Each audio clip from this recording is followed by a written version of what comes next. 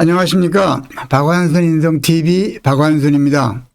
오늘 제 15편째 세계인을 위한 글로벌 인성인문학 어른답게 나이값하며 사는 법에 관한 말씀 올리겠습니다.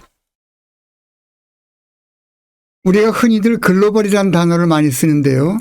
글로벌의 일반적인 의미는 세계적인, 광범위한 이렇게 많이 쓰입니다마는 그 진정한 속뜻은 조망하다, 즉 새의 눈으로 바라보다, 위에서 내려보다입니다. 새가 날아가는 모습, 주변에 있는 걸 한번 떠올려 보십시오. 이 모습은 참새입니다. 참새가 날아가는 모습과 참새가 나는 높이를 한번 생각해 보시고, 우리가 리더십이나 이 사회에서 그리고 우두머리들이 해야 될 일을 많이 비유해서 쓰는 새가 있습니다. 이게 기러기입니다. 기러기에 날아가는 모습에서 상호 협조하고 리더를 따르고 이제 때에 맞춰서 교대를 하고 나고자를 도와주는 기러기의 습성을 리더십에 많이 비유를 할 때 쓰는 새이기도 하고요. 또 하나 신천홍이라고요. 흔히 영어로는 알바트로스라고 얘기를 하는데 새 중에서 가장 높이 가장 멀리 나르는 새입니다. 그래서 이런 새들이 위에서 밑에를 내려다보는 그 상황을 글로벌이라고 얘기를 합니다. 그래서 글로벌 인성인문학이라는 뜻은 단순히 세계적으로 퍼져나갈 그런 인문학의 종류를 얘기하는 것이 아니라 한편으로는 인간사 전체를 나이든 8, 90, 120 대는 지혜를 갖춘 어른의 눈으로 내려다보는 지혜가 무엇인가를 공부하다는 의미에서 글로벌 인성인문학이라고 이름을 붙였던 것입니다. 어른답게 산다는 것은 어른이란 단어의 유래를 제가 이 박완선 인성TV를 시작하면서 맨 첫머리에 잠시 설명을 드린 바가 있는데요.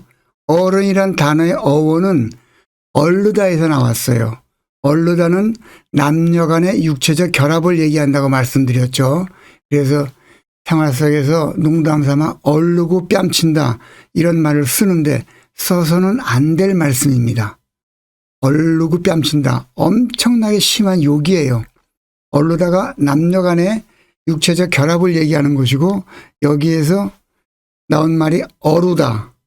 어루다가 그것을 한 사람 어른이 이것이 어른이 되고 결론적으로 어른이라는 단어가 생성이 된 것입니다. 공식적으로 얼룰 수 있는 사회적인 제도를 결혼이라고 하죠. 그래서 결혼을 해야 어른이 됐다라고 우리 속담이나 생활 풍습에서 얘기한다는 사실 이번에 한번 새롭게 이해를 해보시죠. 어른의 또 다른 어원은 우리가 무슨 일을 당했을 때 우리의 조상이나 부모들이 이런 일을 그때 그분들은 어떻게 해결했을까라는 생각을 가만히 떠올리면 그분들의 모습이 머릿속에서 어른거린다. 그래서 나온 단어라고도 합니다. 그들의 지혜를 내가 물려받는다. 그런 뜻이기도 해요. 그래서 이 어른의 다른 이름을 생활 속에서 찾아보면 예쁜 등대입니다. 제가 지금 녹화를 하는 이 스튜디오가 오이도 등대 옆에 있습니다. 그래서 예쁜 등대를 하나 그림으로 잡아봤는데요. 어른의 다른 이름이 등대라고 표현한 이유는 등대는 언제나 같은 곳에서 정해진 시각에 대낮에 키지 않지요. 어려울 때 주변을 다니는 배들이 어려움을 겪을 때 그 시간에 불을 켬으로써 도움을 주고 변함없이 일정한 방향을 비추는 것이 등대 임무이듯이 어른이 그러한 역할을 이 사회에서 해야 된다라는 의미가 되겠고요. 어른의 또 다른 이름 하나는 북극성입니다. 모든 별들이 북극성을 중심으로 일정하게 돌 수 있도록 변하지 않는 한 곳에 고정돼서 반짝인다 해서 북극성의 순수 우리말을 붙박이 별이라고 몇 번 강조한 바 있습니다. 이처럼 북극성을 중심으로 많은 별들이 일정하게 도는 현상을 비유해서 덕이라고 한다 라고 드린 설명 기억하실 것입니다. 여기에서 파생된 단어가 덕분, 덕택, 저것이 없다, 부덕이다. 그리고 어른이 이 덕이 수시로 변할 때 덕이 변했다. 그래서 변덕이라는 단어를 생활 속에서 쓰고 있다. 설명드린 거 기억하실 겁니다. 어른의 또 다른 이름 등대이자 북극성입니다. 인성인문학이 그러면 최종적으로 목표하는 바가 무엇인가? 재미있는 사진을 하나 보여드리겠습니다. 여기 보이는 이 사진이 혹시 아시는 분이 계실는지요? 힐러리 경과 그의 셀파 텐진 노르게이라는 네팔 사람입니다. 1953년에 세계 최초로 8,800고지가 넘는 에베레스트산을 인류 최초로 등정한 사람입니다. 1953년입니다. 5월 29일. 이 당시에 아무도 거기를 올라가지 못했고 이분이 오른 뒤에라도 매년 겨우 1명, 아주 많을 때 2명 정도씩 밖에는 그 에베레스트산 꼭대기에 오르질 못했어요. 그러다가 1977년 9월 15일에 한국인 최초로 고상돈이라는 산악인이 에베레스트산 등정을 했습니다. 이때 어마어마한 조명을 받았죠. 한국인 최초로 에베레스트에 오르다. 그랬는데 고상돈 씨가 에베레스트에 오른 뒤에도 1년에 1~2명 정도씩 밖에는 에베레스트 정상에 오르질 못했어요. 그러다가 5년, 10년이 지난 뒤에는 1년에 10명, 20명씩 오르다가 요즘은 하루에 2~3명씩 에베레스트산 정상에 오릅니다. 그 이유가 뭘까요? 53년도와 77년도 그때보다 사람들 체력이 좋아졌을까요? 물론 장비가 좋아진 것은 좀 있을 거예요.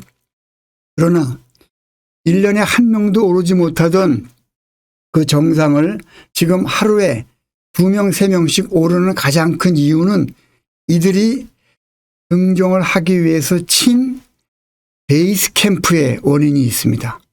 53년도 그 뒤에 한참 뒤까지도 오르기 시작하는 사람들은 그 베이스 캠프를 2,000 또는 최대한 2,200고지의 베이스 캠프를 치고 묵다가 거기서부터 오르기 시작했어.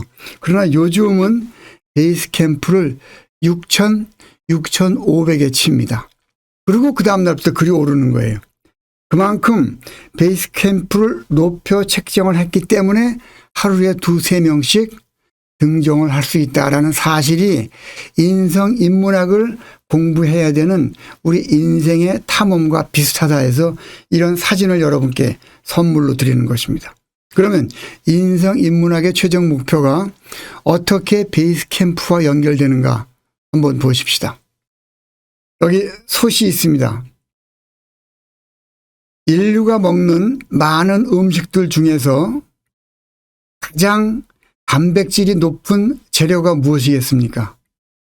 우리는 보통 소고기라고 알고 있죠. 그런데 소고기 한 근을 얻기 위해서는 사료 7kg이 들어가야 돼요.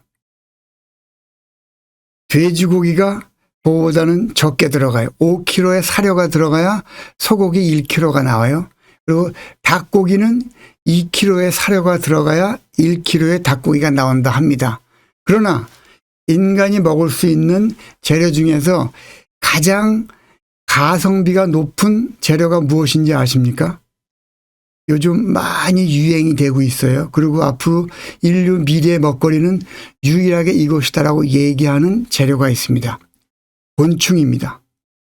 곤충은 1kg의 사료를 주면 곤충의 몸무게, 거기서 나오는 고기가 1kg가 나온다 그래요. 그래서 곤충이 단백질을 얻을 수 있는 가장 가성비 높은 재료다라고 인식을 하시게 된다 그러면 제4차 산업시대를 맞이하여 모든 사람들이 융합, 초연결이라고 얘기를 하는 이 단어가 어떻게 생겼는가 배경을 알 수 있는 좋은 단초가 됩니다. 자, 이 가마솥에 보십시오. 배추를 넣고 고기를 넣고 생선을 넣고 물을 넣은 뒤에 불을 가하죠. 그래서 이 넣는 것을 우리가 흔히 얘기하는 문학, 역사, 철학이라고 얘기를 한다고 치면 요 밑에 불을 가하면 물이 끓어서 요리가 되지 않습니까? 이것을 근거로 많은 사람들이 인성, 인문학, 인문학은 문학, 역사, 철학을 해야 된다라고 얘기를 하고 있는데 거기에는 엄청난 함정이 있습니다. 문학, 역사, 철학을 아무리 공부를 많이 해도 솥이 없고 불이 없으면 거기에서 새로운 창조물이 절대 나오지를 않습니다. 그래서 가마솥에 많은 재료를 넣고 불을 지피는데 가장 가성비가 높은 곤충을 집어넣어서 새로운 것을 만들어낸다라는 개념을 합쳐서 만들어진 단어가 여기를 보십시오. 융입니다. 융. 융자의 요 앞부분이 가마솥이라는 뜻이고 그 뒤에 있는 단어가 벌레라는 뜻이에요. 오묘하지 않나 이거예요. 가마솥에 벌레를 넣어서 새로운 걸 만들어낸다 해서 융이라는 단어가 나와서 융합이라는 단어를 우리가 일상생활 속에서 많이 쓰는 겁니다. 우리 인생의 베이스 캠프가 이러한 과정을 통해서 만들어진 창조물이 에너지가 될 텐데 그것이 과연 어떻게 우리 생활 속에 좀 스며들어 있는가를 조금 더 자세히 보시죠. 인생을 바라보는 시각입니다. 많은 사람들이 무슨 얘기를 하면 기독교를 착실하게 믿는 사람은 자기 주변에서 벌어지는 모든 일들이 모두가 성경 속에 있다 그래. 불교를 믿으시는 분은 불경 속에 다 있는 얘기라 그래. 로마 신화를 공부한 사람은 로마 신화 속에 다 있다. 우리 신화를 공부한 사람은 신화 속에. 유교를 한 사람은 유교. 그리고 로마 제국의 흑망사를 공부한 사람은 거기에 있다 그러고. 보십시오. 이러한 많은 우리가 세상을 바라보는 시각이에요. 그 사람들은 거기에 딱 몰입되어 가지고 세상 모든 일을 자기가 배운 그 과목, 그 역사, 그 현상을 가지고 해석을 한단 말입니다. 삼국지를 수십 번 읽은 사람은 무슨 얘기만 하면 삼국지에 누가 이러이러했다 비유를 해서 자기의 의견을 핀단 말입니다. 보십시오. 유교, 신화, 로마 제국 쇠망사, 사소오경, 성경, 경제이론, 불경, 삼국지 이걸 공부한 사람들은 모든 현상을 여기에 맞춰서 해석을 하고 남에게 조언을 하고 다른 사람을 비평, 비판 또 토론을 하는데 요것들은 앞에 보여드렸던 요겁니다. 배추, 고기, 생선에 불과한 것이에요. 이것을 융합을 통해서 새로운 창조물을 만들어 내려면 뭐가 있어야 돼요?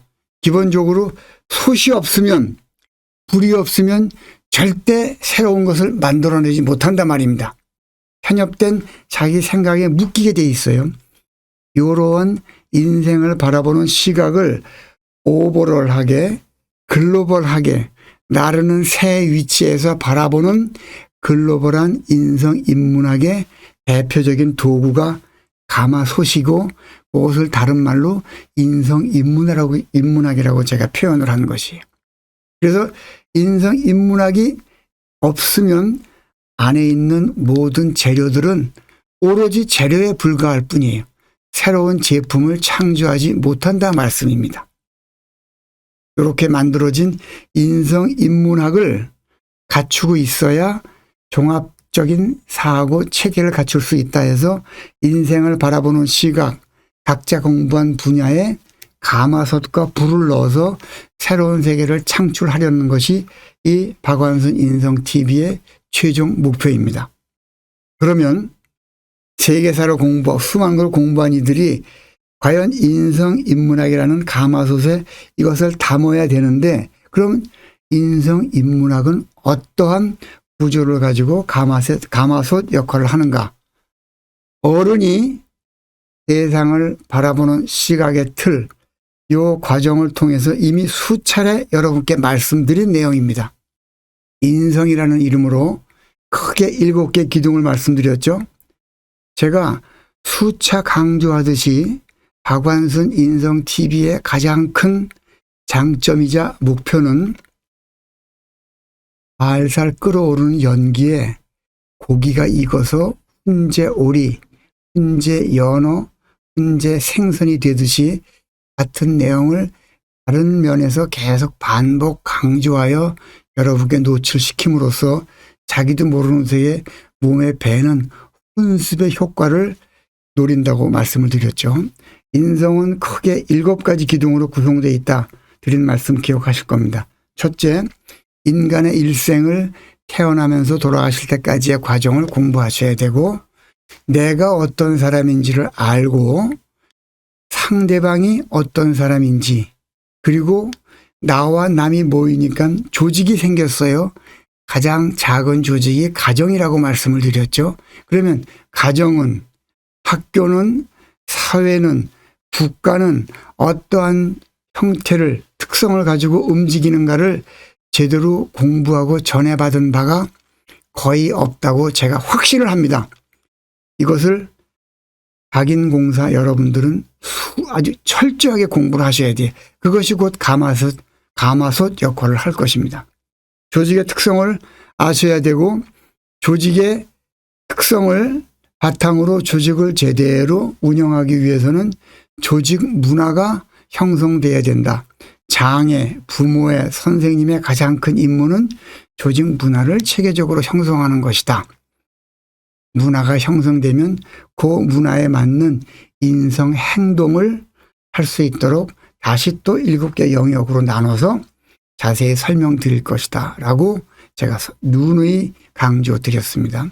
이 모든 것을 다 종합해서 그러면 내가 내 주변에 있는 사람들을 어떻게 내가 원하는 방향으로, 그들이 원하는 방향으로 모시고 갈 것인가, 어른의 덕목이 무엇이고 리더십이 무엇인가를 마지막 7번째 기둥에서 공부할 것이다 해서 7개 기둥이 어른이 세상을 바라보는 시각의 틀이다라고, 다른 말로는 인성 공식이라고 제가 명칭을 붙였고, 이것을 여러분께 함께 공부하실 것입니다.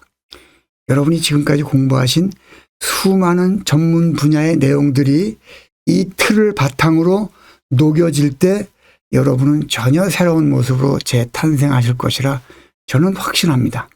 지난 시간에 인성은 절대 추상적이 아니다라고 설명을 드리면서 시각의 틀을 7가지 기둥으로 이렇게 세분화하는 바탕에는 이러한 인성순환도라는 인간사 모든 것이 속해 있는 틀이 있는데, 이것을 피카소가 황소를 세세하게 그려놓고 나서 골격을, 근육을, 색깔을 뽑아내 가지고 한 가지의 선으로 추상화를 만들었듯이 이 현상을 가지고 이렇게 7개의 큰 틀로 만들어서 여러분께 구체화시킨 인성의 공식이라고 선사하고 있다라고 재강조를 다시 한번 드립니다. 이것을 이렇게 만들어 놓은 것이 인성 공식이다. 이것을 다음 편부터 여러분과 제1편 인간의 일생부터 차례차례 공부를 하겠습니다. 여러분 행운입니다. 다시 말씀드리면 저는 더 큰 행운입니다. 어른이 된다는 것은 내가 자신이 만물의 영장이다. 영장이 무엇인지는 설명 들으셨죠? 세상에서 일어나는 모든 일들을 내 나름의 시각으로 해석을 해서 앞날을 예측할 능력을 지닌 사람을 영장이라고 했어요. 그래서 인간만이 만물의 영장이다라고 호칭을 부여받았다라고 설명드린 거 기억하실 겁니다. 철든 자신이 철든 사람이라는 것을 인식하는 것이라고 했는데, 철들었다가 무슨 뜻입니까? 매일매일 생활 속에서 수도 없이 쓰세요. 철들었다가 뭐냐? 철이 훌날 철이라는 뜻이에요. 풀날 때를 안다는 거예요. 아무 때나 풀라면, 겨울에 풀라면 죽어버리잖아요. 사람 살아가면서 내가 나갈 때와 움츠릴 때, 그리고 내 몸을 살릴 때를 제대로 아는 사람을 철들었다 그래요. 언제 새싹을 바깥으로 내보이고 꽃을 피우고 열매를 맺을 것인가 결정하는 것이 인성인문학으로 갖춘 사고체계의 기본 뿌리입니다. 영장이 된다는 것은 자신이 삶의 주인공이 된다는 말은 대단히 무서운 뜻입니다. 주인과 노예의 차이점이 뭡니까? 주인은 무슨 문제가 생기면 해결책을 연구해요. 노예는 핑계거리를 찾아서 그 사태를 모면하려고 해요. 이것이 삶을 바라보는 어마어마한 차이예요. 삶의 주인공이란 나에게 닥친 모든 일들에 내가 해결책을 찾는데, 특히 주인과 주인공의 차이는 주인은 삶의 해결책을 찾기만 하는 상태를 얘기하는데, 주인공은 찾은 해결책을 누구하고 함께 나누는 존재, 그게 주인공이에요. 주인과 주인공은 다릅니다. 그래서 자신이 삶에서 찾은 지혜를 누군가와 함께 나누려는 생각을 가지니 이거를 삶의 주인공이라고 합니다. 이 문제도 차후로 재차 설명이 될 것입니다. 또한 어른이 된다는 것은 다 자신이 덕의 중심이다, 북극성이 된다는 얘기이며, 자신이 지성인의 뜻은 다시 한번 설명드리죠. 성은 되어가는 꼴이죠. 뭐가 되어가는 꼴이에요? 어른이 되어간다는 꼴을 알지예요. 그래서 자신이 스스로 어른이 되어간다는 꼴을 아는 사람을 지성인이라고 해요. 어른이 된다는 것은 자신이 영장, 철든이 삶의 주인공, 덕의 중심, 그리고 지성인이라는 것을 인식하는 것입니다. 대단히 깊은 뜻이 숨겨진 단어가 어른입니다. 또 어른이 된다는 것은 왜 사는가 라는 질문에 대한 대답을 찾으려고 애쓰는 존재를 의미하는 것입니다. 무서운 의미를 지닌 단어 어른입니다. 박인공사 여러분, 제15편 결론입니다. 나이값하며 어른답게 산다는 것은 세상을 바라보는 자신만의 시각을 확보하여 여러분이 이미 공부하신 전문 분야를 다른 모든 것들과 섞어 가마솥에 넣고 불을 떼서 물과 융합을 해서 새로운 창조물을 만들어내는 것을 나이값하는 어른이라고 설명드립니다. 어쩌다 되는 어른이 없다는 사실, 이 말은 우리 사회에서 부끄럽게 많이 쓰고 있는데요. 오늘 이후로 절대 아니옵니다. 어쩌다 되는 어른은 없습니다. 애늙은이만 있을 뿐이에요. 나이를 먹으면 오래 살 수는 있어요. 그러나 어른이 되는 것은 절대 아닌 것을 인식하는 것이 어른답게 나이값하며 사는 과정입니다. 또한 시갑 융합을 위한 기본 틀을 구축하고 그것을 현실 속에서 생활화하는 과정이 어른답게 나이값하며 사는 의미입니다. 여러분이 이 의미를 가지고 지난 시간 복습하시면서 다가올 모든 사항들을 조금 더 예리하게 봐주시면 고맙겠습니다. 박인공사 여러분, 인생은 위대한 잠재력을 지닌 사람으로 태어나서 세상을 평정하는 신의 존재로 돌아가는 것이다 라고, 제가 인생은 공수거다라는 말이 완벽한 거짓이라고 말씀드렸던 것 기억하실 것입니다. 그 설명드린 것을 다시 한번 기억을 하시고 그것을 위한 인생의 베이스 캠프를 어디에다 치느냐. 나이가 들어서 어른이 된다라고 생각하는 사람은 베이스 캠프를 1000, 2000에 치는 사람이야. 그러나 베이스 캠프를 6천, 7천에 치려는 사람들은 그 작업의 핵심이 인성 공식에 있음을 알고 차곡차곡 공부하시는 분들입니다. 그래서 베이스 캠프 설치의 핵심이 인성 공식임을 다시 한번 말씀드립니다. 다음 편부터는 인성 공식의 7기둥을 차례로 여러분께 설명 올리겠습니다. 고맙습니다. 또 뵙겠습니다.